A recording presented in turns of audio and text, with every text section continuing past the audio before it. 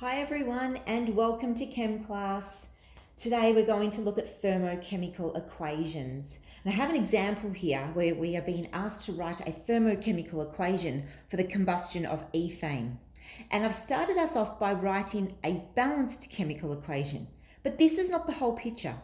A thermochemical equation, as the prefix suggests, has something to do with heat energy. A thermochemical equation is where we write the equation and then indicate how much heat energy is actually coming into or out of the reaction. So I have this here, and then I need to reference some data. So in the data book, it tells me that for ethane, the heat of combustion per mole is 1,560 kilojoules.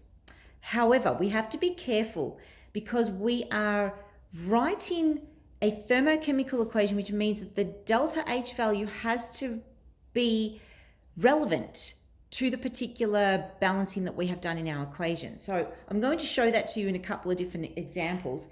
In this particular one, I have a coefficient of 2. I've used whole numbers in my balancing, which means that 2 moles of ethane is being combusted with 7 moles of oxygen. So because it's 2 moles of ethane in this particular way that I've represented it, then it means that when I'm going to indicate the delta H value, I need to take the amount of kilojoules per mole of ethane and multiply it by 2.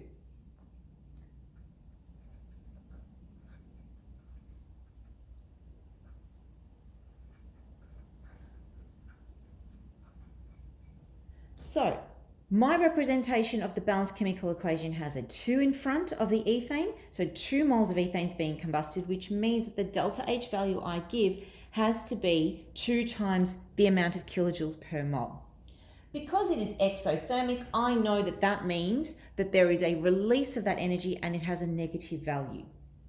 I just wanted to show you an alternative way to represent this, because what if we have a 1 in front?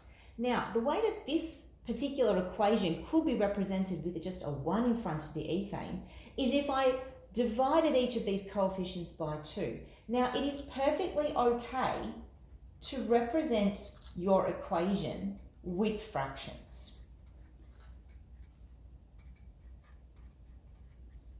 So I've just halved all of the coefficients, and that leaves us with simply a 1 in front of the ethane here.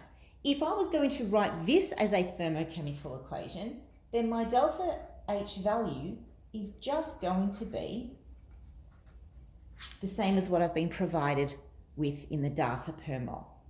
Both of these are perfectly acceptable. You just have to be careful that the value you are given as the delta H represents the number of moles that you have put in your balanced chemical equation.